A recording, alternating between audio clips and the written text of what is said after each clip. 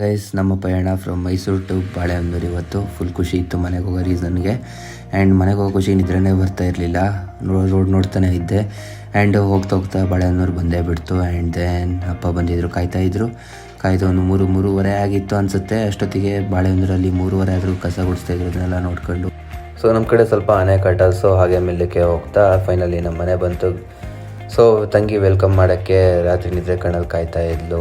ಆಮೇಲಂತೂ ನಮ್ಮ ಫ್ರೆಂಡ್ಸ್ಗಳಿಗಂತೂ ಫುಲ್ಲು ಖುಷಿಯಾಗಿ ಹೋಗಿತ್ತು ನಾನು ಬಂದೆ ಅಂತ. ಫುಲ್ ನನ್ನ ಜೊತೆನೇ ಇದ್ದರು.